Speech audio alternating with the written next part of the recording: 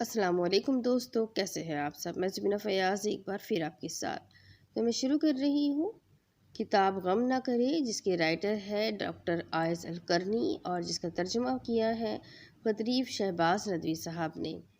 تو شروع کرتے ہیں غم نہ کرے پارٹ 11۔ ہم نے تمہیں امت وسط بنایا ہے۔ اعتدال عقلاً و شرعاً مطلوب ہے، نہ کمی ہو، نہ زیادتی، نہ افراط و تفریح۔ جو شخص شادمہ رہنا چاہے وہ اپنے جذبات، رجحانات اور خیالات کو کنٹرول کرے، اپنی ناراضگی، رضامندی، خوشی و غمی، ہر چیز میں اعتدال اختیار کرے، کیونکہ حالات سے تعامل میں مبالغہ یا کمی نفس پر ظلم ہے۔ میانہ روی ہر حال میں بہتر ہے۔ شریعت میزان کے ساتھ اتری ہے۔ زندگی اعتدال و انصاف پر قائم ہے۔ جو آدمی خواہشات کی پیروی کرتا ہے، اپنی خواہشات و جذبات کے پیچھے چلتا ہے، وہ سب سے زیادہ پریشان ہوتا ہے کہ چھوٹی باتیں اسے بڑی لگتی ہے، روشن پہلو بھی تاریک ہو جاتے ہیں، اس کے دل میں کینہ، کپٹ اور بغض و حسد کے معرکے شروع ہو جاتے ہیں اور اوہام و خیالات کے گرداب میں پھنس جاتا ہے۔ بعض لوگ تو یہ گمان کرنے لگتے ہیں کہ سب ان کے خلاف ہے، دوسرے کو مٹانے کے لیے سازشیں کر رہے ہیں۔ ان کے وسوسے یہ بتاتے ہیں کہ پوری دنیا ہی ان کے خلاف سازش کر رہی ہے، اس لیے وہ خوف، غم اور تفکرات کے گہرے سایوں میں چلے جاتے ہیں۔ خوف میں مبتلا کر دینا شرعاً ممنوع ہے، طبعاً یہ گھٹیا کام ہے۔ ایسا تو وہ لوگ کرتے ہیں جو روحانی اقدار و ربانی احکامات سے تہی دامن ہو۔ وہ ہر آواز کو اپنے خلاف ہی سمجھتے ہیں، لہٰذا دل کو اس کی جگہ رہنے دیجیے۔ جن چیزوں کا زیادہ خوف آتا ہے وہ ہوتی نہیں۔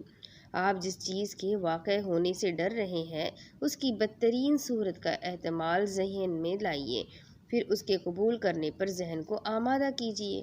اس طرح آپ ان وسوسوں اور اوہام سے بچ جائیں گے جو اس وقوع سے متعلق دل میں آ رہے ہوں گے۔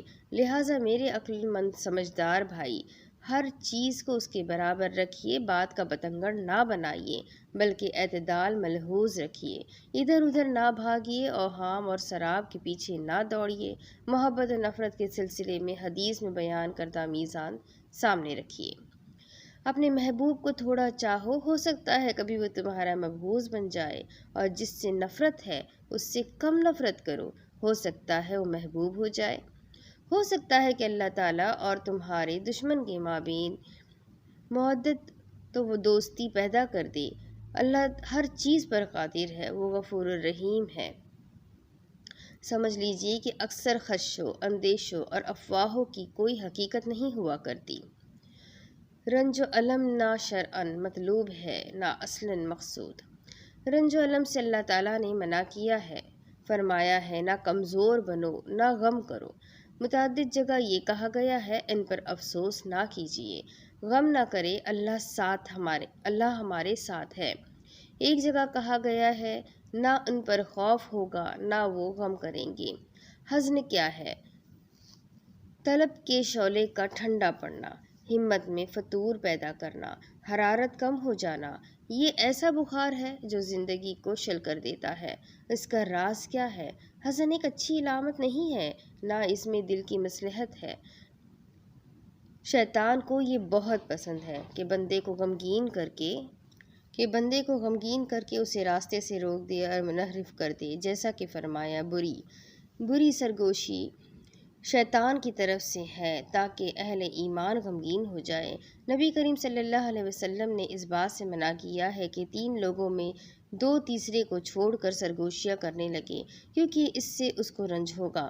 مسلمان حزن میں مبتلا ہو، یہ شریعت نہیں چاہتی، کیونکہ اس کا برا اثر روح پر پڑتا ہے۔ مسلمان سے تو شریعت کا مطالبہ یہ ہے کہ حزن و ملال کو پاس نہ آنے دے، اس کا مقابلہ کرے اور اچھے ذرائع سے اس پر غلبہ پالے۔ حزن و ملال نہ مطلوب ہے، نہ مقصود، نہ اس میں کوئی فائدہ ہے۔ نبی صلی اللہ علیہ وسلم نے اس سے پناہ مانگی ہے، فرمایا اے اللہ، میں حزن و ملال اور تفکرات سے تیری پناہ چاہتا ہوں۔ رنج و غم میں فرق یہ ہے کہ اگر مستقبل کی فکر پریشان کرتی ہے تو اسے ہم کہتے ہیں، اور ماضی کی غمناک بات ہو تو وہ حزن کہلاتی ہے۔ دونوں ہی باتیں آدمی کو آگے بڑھنے سے روکنے والی ہے۔ حزن سے زندگی مقدر ہوتی ہے، یہ ایسی زہرناک چیز ہے کہ روح میں فتور، حیرت اور ملال پیدا کرتی ہے۔ کتنی ہی خوبصورت شے کا سامنا ہو، اس کے سبب وہ بھی تاریک لگے گی۔ زندگی کی ساری خوشی و مسرت حسرت و ندامت اور المناکی سے بدل جائے گی۔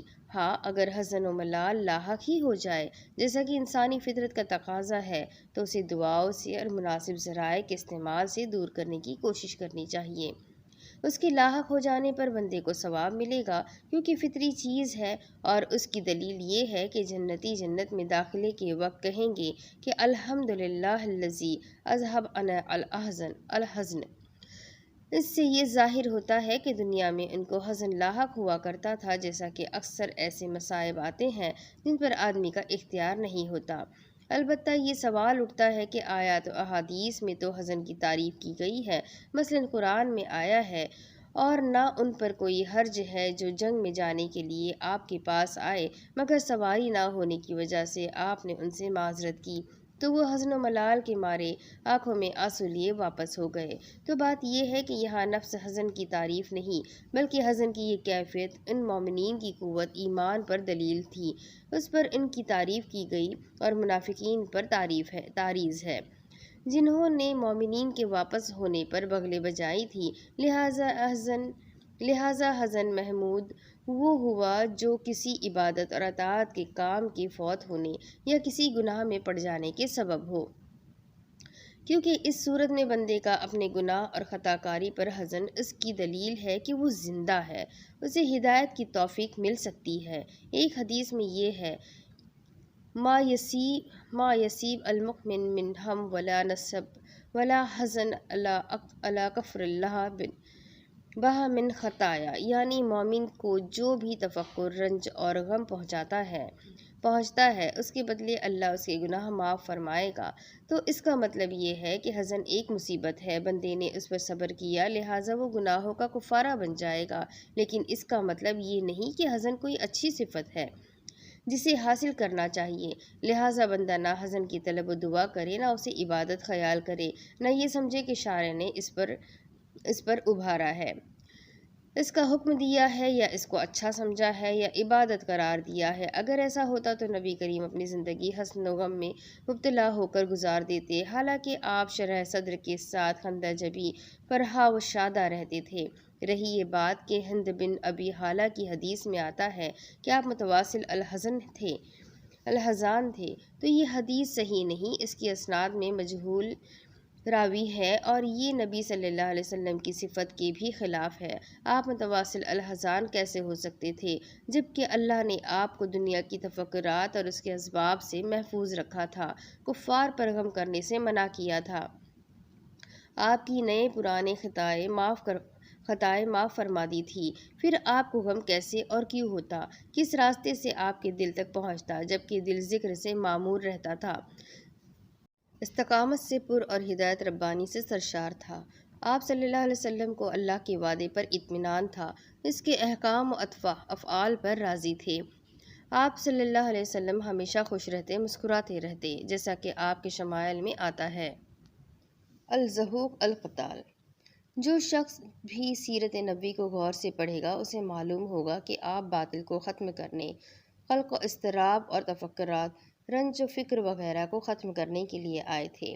آپ نفوس کو شکوک و شبہات، شرک و حیرت اور اضطراب سے آزاد کرنے، مصائب اور ہلاکتوں سے بچانے کے لیے آئے تھے۔ اس طرح اللہ تعالیٰ کی انسانیت پر کتنے بڑے احسانات ہیں۔ ایک حدیث ہے، ان اللہ یحب کل قلب حزین، لیکن اس کی اسناد معلوم نہیں، نہ اس کے راوی معروف ہے۔ اس کی صحت بھی مشتبہ ہے، کیونکہ بظاہر یہ شرع کے خلاف ہے، اور اگر اسے صحیح مان بھی لیا جائے تو اس کی توجیہ یہ ہے کہ حزن ایک مصیبت ہے، اس کے ذریعے اللہ بندے کو آزماتا ہے، اگر بندہ صبر کرے تو اللہ کو اس سے محبت ہوگی۔ لیکن جو لوگ حزن کی مدح کرتے ہیں اور یہ کہتے ہیں کہ شرع میں وہ پسندیدہ ہے، وہ غلطی پر ہے، بلکہ اس کی ممانعت آئی ہے، اس کے خلاف حکم آیا ہے کہ اللہ نے اپنی رحمت سے رسول بھیجے، کتاب نازل کی، اس پر خوش ہونا چاہیے اور اللہ کی ہدایت کا شکر گزار ہونا چاہیے۔ ایک اور حدیث ہے، اذھب اللہ ابدا نصب فی قلبہ نائہا وَأَذَا بغض ابدن جعل فی قلبہ مزمارا۔ یہ ایک اسرائیلی اثر ہے۔ کہا گیا ہے کہ یہ تو رات کا قول ہے، لیکن یہ معنن صحیح ہے، یعنی کہ مومن اپنے گناہوں پر غمگین ہوتا ہے، فاسق و فاجر لہو و لعب میں اور ہنسی و مستی میں مدہوش رہتا ہے۔ صالحین کا دل جو ٹوٹتا ہے تو وہ اس بنا پر کہ ان سے گناہ ہو جاتا ہے، بعض غلطیاں ہوتی ہے، بخلاف گنہگاروں کے ان کا غم دنیا، اس کے فوائد، اس کے شہوات، اس کے لذائذ اور دنیاوی اغراض کے فوت ہونے پر ہوتا ہے۔ ان کا غم اور رنج و فکر دنیا کے لیے ہوتا ہے، اسی وجہ سے ہوتا ہے۔ جہاں تک حضرت یعقوب کے بارے میں قرآن کا یہ بیان ہے کہ ان کی آنکھیں حزن سے سفید پڑ گئی، تو وہ خبر ہے کہ ان کی یہ حالت بیٹے کی جدائی کی وجہ سے ہو گئی تھی۔ کسی چیز کی اطلاع اس کے استحسان یا اس کے حکم پر دلیل نہیں ہوتی۔ ہمیں تو یہ حکم ہے کہ حزن سے اللہ کی پناہ مانگے، کیونکہ یہ ایک تاریک رات ہے جو بلندیوں کے راستے کی رکاوٹ ہے۔ ارباب سلوک کا اجماع ہے کہ دنیا کا حزن غیر محمود ہے۔ ہاں، ابو عثمان الجبری نے کہا ہے کہ حزن ہر صورت میں فضیلت ہے اور مومن کے لیے اضافہ ہے، اگر معصیت کا سبب نہ ہو۔ وجہ یہ ہے کہ حزن سے تخصیص نہیں ہوتی تو چھٹائی تو ہو جاتی ہے۔ ان کے قول کی توجیہ یہ ہے کہ بلا شبہ حزن آزمائش اور بلا ہے، وہ رنج و فکر اور مرض کی مانند ہے، لیکن منازل سلوک میں سے نہیں ہے۔ لہٰذا آپ کو خوشی اور انشراح حاصل کرنا چاہیے۔ اللہ سے اچھی زندگی، خوشگوار زیست، دل کی صفائی اور خوش و شادمانی کی دعا کیجیے، کیونکہ نعمتیں جلد ہی ختم ہونے والی ہے۔ بعض لوگوں کا کہنا ہے کہ دنیا میں جو جنت شکر تحدث نعمت ہے، جو اس میں داخل نہ ہوا وہ آخرت کی جنت میں بھی داخل نہ ہوگا۔ صرف اللہ ہی سے اس کی دعا کی جا سکتی ہے کہ وہ ہمارے سینوں کو یقین کے نور سے بھر دے، ہمارے قلوب کو صراط مستقیم کی ہدایت دے اور ہمیں تنگی اور مشقت کی زندگی سے بچائے۔ عدیہ معصورہ۔ یہاں رک کر آئیے، اللہ تعالیٰ سے غم و آلام اور حزن و کرب کو دور کرنے کی دعائیں مانگے۔ اس سلسلے کی چند دعائیں یہ ہیں: لا الہ الا اللہ العظیم الحلیم، لا الہ الا اللہ رب العرش العظیم، لا الہ الا اللہ رب السماوات و رب الارض و رب العرش الکریم، یا حی یا قیوم لا الہ الا انت برحمتک استغیث، اللہم رحمتک ارجو فلا تکلنی علی نفسی طرفۃ عین واصلح لی شانی لا الہ الا انت استغفر اللہ الذی لا الہ الا هو الحی القیوم واتوب الیہ، لا الہ الا انت سبحانک انی کنت من الظالمین، حسبنا اللہ ونعم الوکیل۔ مسکرائیے۔ اعتدال کے ساتھ ہنسنا، مسکرانا تفکرات و وہوم کے لیے تریاق اور مرہم ہے۔ روحانی خوشی و قلبی شادمانی میں اس کا بڑا کردار ہے۔ حتیٰ کہ ابو درداء فرماتے ہیں، میں اس لیے ہنستا ہوں کہ میرے قلب کو آرام ملے۔ محسن انسانیت بھی کبھی کبھار ہنستے تھے، آپ کے سامنے کے دانت نظر آ جاتے تھے۔ یہ ان لوگوں کی ہنسی ہے جو عقل والے ہیں اور نفس کی بیماریوں اور ان کی دوا کا علم رکھتے ہیں۔ خوشی کی انتہا آرام اور انبساط کی کامل شکل ہنسی ہے، لیکن اس میں زیادتی نہ ہونی چاہیے۔ کثرت سے ہنسنا دل کو مار دیتا ہے۔ اعتدال اختیار کرنا چاہیے۔ بھائی کے سامنے مسکرانا صدقہ ہے۔ فرمایا، ان کی بات سن کر وہ فرشتہ ہنس پڑا، لیکن مذاق اور استہزاء والی ہنسی نہیں۔ جب وہ ہماری آیات لے کر آئے تو کیا دیکھتے ہیں کہ وہ ٹھٹھار کرتے ہیں۔ اہل جنت کو جو نعمتیں ملے گی ان میں ہنسی بھی ہے۔ آج وہ کفار پر ہنستے ہوں گے۔ عرب ہنسنے والوں کی تعریف کرتے تھے اور اسے سخاوت و کشادہ دلی اور حسن اخلاق کی نشانی سمجھتے تھے۔ ایک شاعر کا قول ہے: ضحوک اللسن یطرب للعطایا ویفرح ان تعرض بالسوال۔ ظہیر نے اپنے ممدوح حرم کی تعریف میں کہا، جس کا مطلب یہ ہے کہ اس کے پاس تم آؤ گے تو اسے اتنا ہنستا دیکھو گے گویا وہ ہنسی تم اسے دے رہے ہو، واقعہ یہ ہے کہ اسلام عقائد، عبادات، اخلاق، سلوک وغیرہ میں میانہ روی اور اعتدال پر قائم ہے۔ اس میں نہ تنگ دلی، تشروی اور تیوری چڑھانے کی گنجائش ہے، نہ زور زور سے کہے لگانے کی، بلکہ سنجیدگی اور وقار و متانت ہو اور مزاج میں شادابی مزاح ہو۔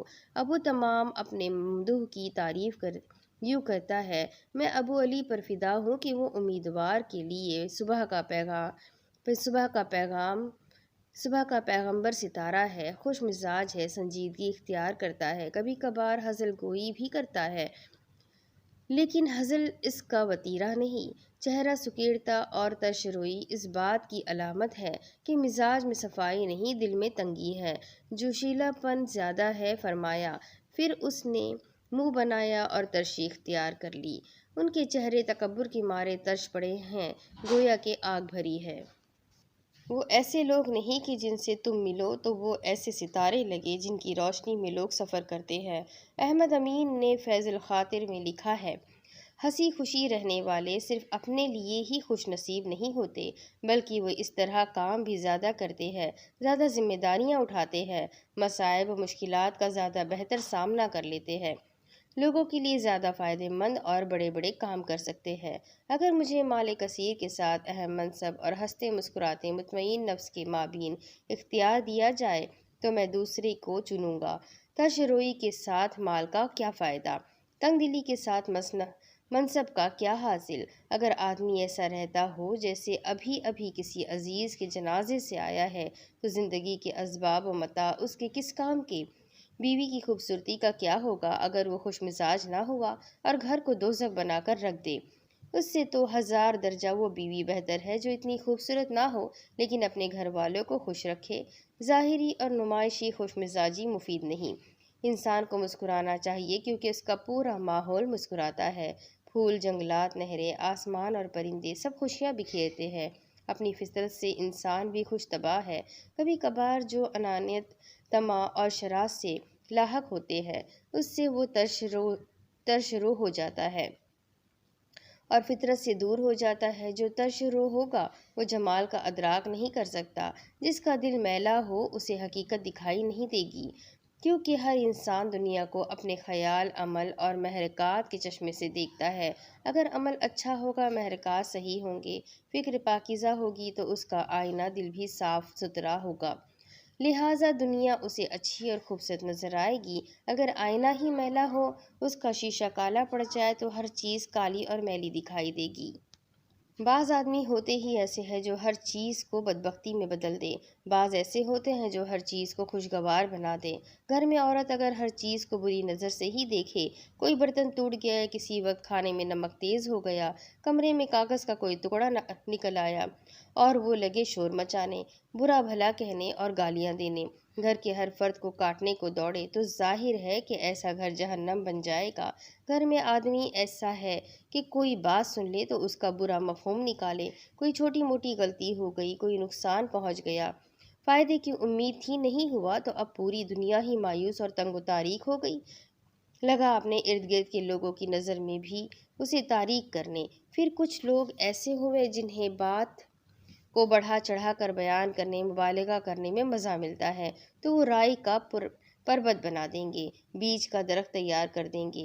خیر کی عادت نہ ہو تو ایسے لوگ کتنا ہی کچھ زندگی میں پا جائیں، کبھی خوش نہ ہو، آرام سے نہ رہے۔